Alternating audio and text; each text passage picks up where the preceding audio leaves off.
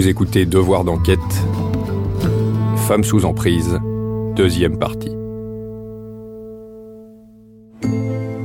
Cette année, au moins 17 femmes ont été tuées sous les coups de leurs conjoints ou anciens conjoints. Pendant notre enquête, 3 femmes sont mortes. Jusqu'il y a peu, le mot féminicide était méconnu. Il est seulement entré dans le Robert en 2015. C'est le meurtre d'une femme ou d'une fille en raison de son sexe. Aujourd'hui, il a beau figurer dans le dictionnaire, il n'est toujours pas inscrit dans le code pénal. Qu'il existe juridiquement ou pas, les femmes continuent de mourir. C'est le cas d'Éminé, de Valérie, de Fatma et de Lucie. Elles sont mortes. Par contre, Clémentine ne l'est pas. Elle est puéricultrice. En 2010, elle se marie et accouche de Kylian. C'est le bonheur, elle est radieuse. Mais très vite, son mari la harcèle, l'insulte, la diminue, la frappe. Elle n'ose pas le quitter. Très peu bien les grands. Donc je n'osais pas. Donc je m'enfermais toute seule avec ses insultes, avec ses rabais. Donc j'avais plus confiance en moi. Je doutais de moi en quelque sorte. Tous les matins, elle se maquille, lentement, méticuleusement. Car il faut cacher. Il faut cacher ce que son ex-mari lui a fait subir après leur séparation. Il ne l'a pas supporté. Pourtant, Clémentine a prévenu la police qu'elle risquait de mourir. La seule réponse que j'ai eue de l'inspectrice, c'était « Écoutez, madame, tant qu'il ne vous a pas touché, on ne sait rien faire. » Clémentine, victime d'une tentative de féminicide. Je lui ai dit « Peu importe ce qui m'arrivera, je pense que vous l'aurez dans la conscience. » Pour moi, j'estime qu'ils ne m'ont pas entendu, ils n'ont fait aucun effort. Une semaine après avoir été à la police, son ex-mari l'égorge avec un couteau à viande. Il la mutile. Elle se débat. Furieux, il lui jette de l'essence dans le visage. Elle flambe sous les yeux de leur fils de 4 ans. Elle reste 4 mois à l'hôpital. Les médecins essayent de sauver son visage. Aujourd'hui, elle a mal. Donc jusque maintenant, je suis obligée de rester dans l'ombre. Et en hiver, j'ai l'impression que j'ai des éclats de glace comme ça là sur la joue. Clémentine nous donne une leçon de courage. Après des greffes à répétition, sa peau est très fragile. Son visage est marqué par les traces de sa souffrance. Il faut donner du courage à celles qui n'osent pas parler. Qu'elles parlent, parce que plus tu ne parles pas, plus tu rentres encore dans ta propre souffrance. Et si tu as des enfants, tu fais souffrir les enfants avec toi. Quelqu'un aurait dû me dire, ou même les organismes, auraient peut-être pu faire plus de publicité pour dire, écoutez, il y a un danger, soit venez à tel endroit, ou appelez tel numéro. Je n'étais au courant de rien. Et ça, c'est vraiment un grand regret. Ni Éminé, ni Valérie, ni Clémentine n'ont été aiguillés ou guidés. Pourtant, des abris existent, des abris secrets. Mal connus, ces refuges permettent aux femmes, victimes de violences conjugales, de se reconstruire. Mais encore faut-il qu'une place se libère. Les lits sont rares. Pour diriger ce genre d'endroit, Josiane Coruzzi, une femme à poigne, au caractère bien trempé. Elle est juriste de formation. Ce sera pour elle un atout pour solutionner les problèmes. Cela fait 32 ans qu'elle dirige cette maison. Entourée de son équipe, elle a déjà sauvé des dizaines de femmes des mains de leurs conjoints. Car le refuge, c'est d'abord une solution d'hébergement. La plupart du temps, les femmes, quand elles quittent le conjoint, c'est provisoire parce qu'elles veulent renégocier des changements. Et ce n'est qu'à contre-cœur, après avoir fait des allers-retours multiples, après avoir pardonné de multiples fois, qu'elles se décident à baisser les bras et à quitter ce couple et cette famille dont elles tiraient beaucoup d'espoir. Une fois à l'intérieur, les femmes se sentent en sécurité. Elles sont à l'abri, avec ou sans enfants. Nous les avons rencontrées. elles ont frôlé la mort. Toujours en danger, elles préfèrent aujourd'hui rester anonymes. Quand je suis arrivée ici, je suis un peu perdue. Je pleurais tout le temps. Je ne savais pas que la vie du couple serait comme ça. Je me suis renfermée et voilà, suivie par les psychologues et tout. Bon, je commence à être zen, je me dévoile, je souris, je suis en paix. Le refuge n'est pas uniquement un endroit où l'on dort. Toutes ces femmes reçoivent des aides administratives et juridiques. Elles bénéficient aussi d'un travail de fond avec des psychologues et des assistantes sociales. Un travail de fourmi, animé d'ateliers. L'atelier du jeu de loi permet d'éduquer sur le cycle des violences. Vous choisissez chacune un pion et un dé. Alors je tourne de nouveau, alors on y va, on commence.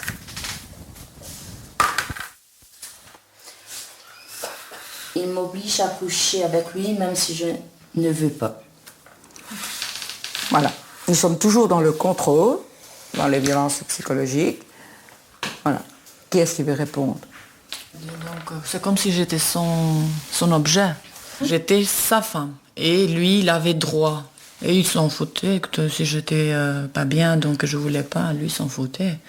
Si je devais contrarier, je savais très bien qu'il y avait des problèmes, beaucoup d'agressivité. Oui, des agressivités contre moi. Donc je me disais, qu'est-ce que je fais? Est-ce que je reçois une agressivité ou une relation sans volume? Nous sommes à présent dans les éclats, donc dans tout ce qui est la violence psychologique. Est-ce qu'à un certain moment, vous avez eu peur pour votre vie? Moi, une fois, je lui avais parlé, mais mal. Ça l'a énervé. Du coup, je me suis retrouvée par terre, coincée entre le fauteuil et le mur. Il m'avait attrapé par la gorge, d'une main, et de l'autre main, coup de poing, coup de pied. Je savais plus rien faire. Et sur le moment, je me dis, c'est fini, quoi. Je ne serais pas m'en sortir. Depuis un an, Linda vit au refuge. Dans quelques semaines, elle partira avec ses enfants vivre dans un appartement, livré à elle-même. Elle se sent prête. On a des sonnettes d'alarme, comme on appelle. Des signes, des comportements, certaines paroles, qu'on sait que c'est comme des sonnettes d'alarme, en fait. Qu'avant, on croyait que c'était juste des paroles toutes simples. Par exemple, juste des excuses, je le referai plus. Pardonne-moi, je sais pas ce qui m'est arrivé. Alors on croit qu'il va arrêter, et en fait, ça recommence toujours. Un homme violent restera toujours un homme violent. La violence ne s'arrête jamais. Elle s'amplifie même après la séparation. Éminé ne le savait pas. Elle dépose des plaintes, Beytoula s'excuse et fait profil bas. Éminé tombe dans le panneau et comme beaucoup de femmes, elle va retirer quelques plaintes. Elle a été manipulée. Elle ne s'en est pas rendue compte. Je pense que son compagnon se mettait en position de pardon, je pense, pour qu'elle puisse retirer sa plainte. Nermine Tchétine, amie d'Émine. Et alors, avec ça, on dépose plainte, on reprend plainte. C'était un petit peu malsain, on va dire ça comme ça, malsain. Cette plainte, soit elle la laisse continuer si elle ne retourne pas vivre avec leur conjoint, mais quand elle retourne, la plainte, évidemment qu'elle la retire, parce que le conjoint va faire pression, en disant maintenant qu'on s'est remis ensemble, maintenant que tout va bien, tu vas pas quand même m'envoyer devant le tribunal, ça ne se fait pas, ça ne va pas, ma chérie. Donc évidemment qu'elles vont retirer leur plainte, c'est logique. Lorsqu'Éminé et Valérie décident enfin de se séparer, elles pensent naïvement avoir réglé le problème. Il a bien remarqué qu'elle ne voulait plus rentrer, donc elle ne voulait plus aller chez lui. José Leiston, père de Valérie. Elle voulait vraiment séparer, donc arrêter tout contact avec lui, et ça l'a rendu fou de rage. Et le danger, il est encore plus fort quand elle quitte le conjoint violent. C'est là qu'il faut la protéger au maximum, et c'est là que la société ne la protège plus. Parce que la société croit encore que la séparation annule le problème. Or, il ne fait que commencer. Michel comme Beytoula se sentent humiliés. Ils ne maîtrisent plus la situation. Ils deviennent de plus en plus menaçants. Éminé et Valérie sont en danger de mort. Valérie se réfugie chez ses parents, pensant être en sécurité. Peut-être aurait-elle pu se mettre à l'abri dans un refuge. Ni elle, ni Éminé ne l'ont été. De plus, ces refuges secrets sont rares. 1 à Bruxelles et 3 en Wallonie, Liège, La Louvière et Tournai. Au total, il existe environ 130 lits. Cela nous semble évidemment dérisoire par rapport au nombre de femmes à protéger. Car les femmes sont responsables, c'est toujours de leur faute si la viande est mal cuite ou si le linge n'est pas repassé. C'est en tout cas ce que pensent les hommes violents. Ces hommes qui ont besoin d'aide, si vraiment, ils sont conscients de leur état, parce qu'une personne inconsciente ne saura pas se dire que j'ai besoin d'aide. Même si vous lui dites que tu as besoin d'aide, pour lui, il estime que c'est vous qui n'êtes pas normal. Pour ces gens-là, sincèrement, je ne sais pas quoi leur dire, mais pour ceux qui sont conscients, ne pas hésiter à aller voir une personne qui peut vous aider à arrêter et à mettre stop à la bombe qui est en vous, qui attend d'exploser. Cette personne dont parle Clémentine, les hommes violents peuvent la trouver chez Praxis. Depuis presque 30 ans, cette ASBL organise un peu partout en Belgique des thérapies collectives afin de responsabiliser leurs actes. Il y a toujours un besoin viscéral de justifier ce qu'ils ont fait, de le minimiser et de le justifier en disant c'est parce que l'autre a fait ceci, c'est parce que l'autre a fait cela. Anne Jacob, psychologue et directrice de Praxis. Et donc notre travail, c'est de les amener à reconnaître la part qui leur appartient dans les gestes qui ont été posés et de commencer à travailler aussi sur les impacts sur la victime, sur les enfants, sur le système familial et sur eux-mêmes. Ces hommes violents viennent parfois avec des pieds de plomb, car 80% y sont obligés par la justice. Le tribunal privilégie souvent la mesure alternative à la prison. Alors certains hommes jouent au jeu, d'autres s'en fichent. Malgré cela, la thérapie fonctionne, car seuls 20% de ces hommes resteront violents. C'est vrai que dans les justifications des hommes qu'ils se donnent à eux-mêmes, certains continuent à utiliser la justification du genre, c'est-à-dire je suis un homme et ma femme est une femme, donc les rôles sont clivés, les positions dans le couple sont clivées, c'est moi qui dois ramener le salaire, c'est moi qui dois avoir le rôle extérieur et la femme doit s'occuper des enfants. Donc on entend encore souvent ce genre de choses. La violence masculine, elle est presque entre guillemets normale. Un homme c'est quand même un peu plus agressif, faut pas le chercher, ça peut se mettre en colère facilement et on lui donne le droit d'être en colère d'ailleurs. Je pense que oui, on est encore dans une société qui normalise encore les agressions envers les femmes et qui les minimise. Beytoula, lui, n'a pas suivi de thérapie chez Praxis, car il n'a jamais été jugé devant un tribunal. Pourtant, 9 plaintes ont été transmises au parquet. La première date de 2012. Je pense que la justice a traîné. Moi, je pense. La justice est sûrement dépassée. Dépassée. C'est pas possible. C'est pas possible. Il y a eu un souci, là.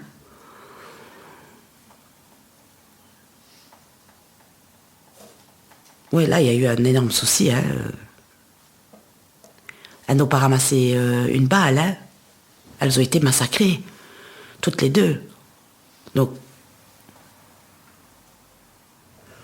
En 2017, tout s'emballe. Beytoula est de plus en plus violent.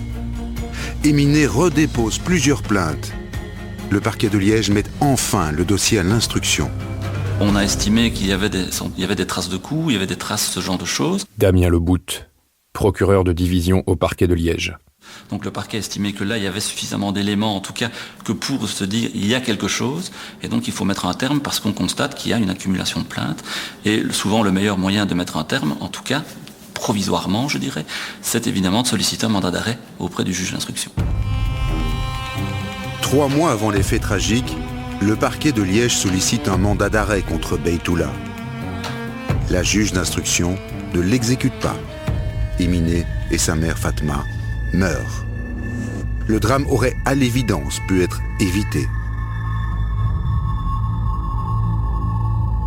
Tout comme celui de Valérie et de sa mère Lucie. 5 mois avant leur mort, le service d'aide aux victimes de la police de Herve envoie un courrier alarmant au procureur du roi de Verviers. Document de la police de Herve, adressé au procureur du roi de Verviers. La séparation se passe très mal et l'emprise sous laquelle Madame Leisten était tout au long de sa relation avec monsieur s'est fortement aggravée au cours des derniers mois. Valérie Leisten est dans un état psychologique déplorable, elle est terrorisée et perd tous ses moyens, elle craint réellement qu'il mette ses menaces à exécution. La situation m'inquiète beaucoup et je crains réellement une issue dramatique. Je pense qu'une réaction rapide du parquet serait opportune. Lorsque tout ça est quand même constaté et que ça parvient chez le procureur du roi, ça c'est quand même... et qu'il n'y a rien qui se passe, donc c'est ça cette haine que j'ai en moi. La famille de Valérie se sent impuissante devant une justice dépassée. 40 000 plaintes par an pour violence dans le couple arrivent dans les différents parquets du pays. 70%, soit près de 3 plaintes sur 4, sont classées sans suite. Est-ce parce que les procédures sont lourdes et souvent inappropriées ? Éminé et Valérie habitaient près de leur tueur. Une mesure d'éloignement aurait-elle été utile ? Les parquets l'appliquent rarement. En tout cas, ni Éminé ni Valérie n'en ont bénéficié. Le problème, c'est évidemment la praticabilité de la loi. C'est la raison pour laquelle le service d'appui du ministère public en 2017 a fait une analyse sur le peu d'application de cette mesure et a rentré un rapport fin 2017 par lequel il propose un assouplissement, une facilitation de la procédure. Les lois sont mal faites alors ? Les lois ne sont en tout cas pas faites par ceux qui les pratiquent. Éminé et Valérie seraient-elles encore vivantes s'ils avaient habité dans un autre pays, comme l'Espagne ?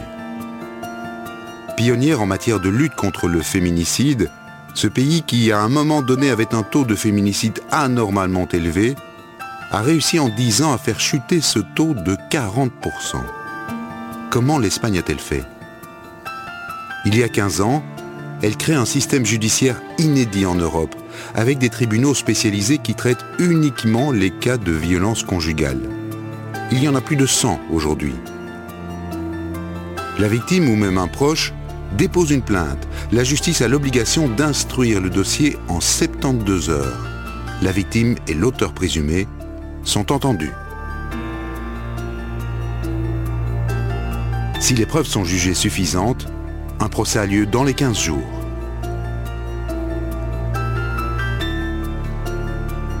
L'Espagne va plus loin encore. Il y a 10 ans, elle introduit le bracelet électronique. C'est un dispositif de géolocalisation. Imaginez un bracelet, comme une montre, porté par l'homme violent et une balise portée par la femme victime de violence. S'il franchit la zone de sécurité, l'alarme avertit le centre de contrôle. La police intervient dans les 10 minutes. Alors comment comprendre que la Belgique soit à la traîne ? À l'image de l'Espagne, une circulaire ministérielle est sortie il y a 3 mois. Il s'agit de mettre en place une alarme harcèlement. C'est un bouton qui est relié au Bluetooth du téléphone. Sur simple pression, la victime entre en contact avec la police. Ces minutes peuvent s'avérer cruciales. Il ne faut plus rien expliquer. La personne ne doit pas être en contact avec une personne, ne doit pas dire, voilà, je suis une personne une telle, j'habite là, il y a ça qui se passe, c'est dans un contexte de, etc. Non. Olivier Sloss, commissaire de police. Il y a un bouton, toute l'information est là, la police roule. Donc on a enlevé toute cette partie évaluation, parce que cette évaluation a été faite lors du premier contact avec la victime. La ville et la police de Gand testent le système pendant 1 an. En cas d'alerte, la police doit pouvoir être disponible immédiatement, même dans les coins les plus retirés de Belgique. Je suis tout à fait d'accord, si vous voulez, qu'on développe ce type de système. Christian de Valkener, président du Collège des procureurs généraux. Mais donc ça veut dire qu'au niveau de la police, il y a une charge de travail importante, peut-être avec des fausses alertes, il y aura beaucoup de fausses alertes certainement. Malgré cette éternelle problématique du financement, la Flandre a pris de l'avance avec la création de Family Justice Center. Il s'agit d'un seul lieu où les différents services, police, parquet, aide aux victimes, sont regroupés et permettent ainsi un meilleur suivi. On dépose l'histoire une fois et puis les professionnels travaillent. Et c'est pas qu'on dépose l'histoire X fois, ça c'est la réalité d'aujourd'hui, on la dépose une fois, on va dans un autre poste de police, on la dépose de nouveau, parfois la même police en téléphone, on doit de nouveau faire l'histoire, et donc là, allez, ça c'est notre boulot comme institution de réduire ce nombre de fois qu'il faut expliquer de quoi il s'agit. Il y en a 4 de ce genre en Flandre, et aucun à Bruxelles ni en Wallonie. Il y a un problème ? Oui. C'est-à-dire, je crois que c'est une fois de plus une volonté politique. Je pense que, vous savez, comme pour tout, si à un moment donné, on a la volonté politique de lancer un certain nombre de choses, et je crois que là, le parquet a fait beaucoup de démarches vers le monde politique francophone pour demander qu'on lance des expériences de Family Justice Center. Jusqu'à présent, il n'y a pas grand-chose qui est réalisé. Et je le regrette beaucoup, parce que je pense que ce qui est fait en Flandre est une démarche qui est une démarche intéressante. Les associations féministes exigent que l'État prenne ses responsabilités, notamment en appliquant la Convention d'Istanbul. C'est un texte international qui recense les mesures de prévention de violences conjugales. La Belgique l'a ratifiée en 2016, mais elle ne l'applique qu'à 20%. Depuis 15 ans, la Belgique élabore des circulaires ministériels, des circulaires des procureurs généraux. Mais les actes, eux, ne suivent pas. Moi, je trouve qu'on peut évaluer la qualité de la prise en charge sociale et sociétale par le budget qu'on met dessus. Alors, quand on voit le budget qui est mis en place pour les violences conjugales ou les violences faites aux femmes en général, c'est un budget minimaliste. Donc, ça veut dire qu'on peut encore se poser la question sur le sérieux de la prise en charge de l'État. Pour obtenir des réponses, nous sollicitons le ministre de la Justice, Koen Geens. Probablement mal à l'aise sur la question, il a refusé de nous accorder une interview, malgré notre insistance.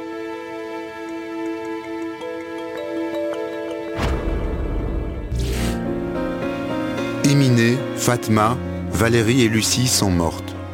Mais ce sont aussi des familles entières qui sont aujourd'hui démolies.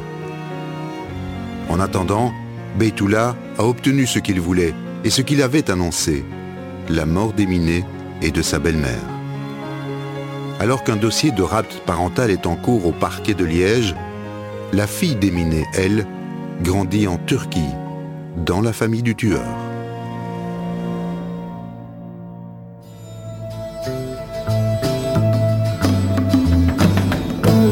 Vous venez d'écouter Devoir d'enquête. Si vous avez aimé ce podcast, vous pouvez vous abonner sur votre plateforme de podcast préférée et suivre Initial Studio sur les réseaux sociaux. Devoir d'enquête est un podcast d'Initial Studio, adapté du programme audiovisuel éponyme produit par la RTBF. Cet épisode a été réalisé par Anne-Catherine Crouffet et Bernadette Saint-Rémy. Production exécutive du podcast Initial Studio. Production éditoriale Sarah Koskiewicz et Mandy Lebourg, assistée de Cypriane Ligère. Montage Johanna Lalonde, avec la voix d'Emmanuel Rebinder.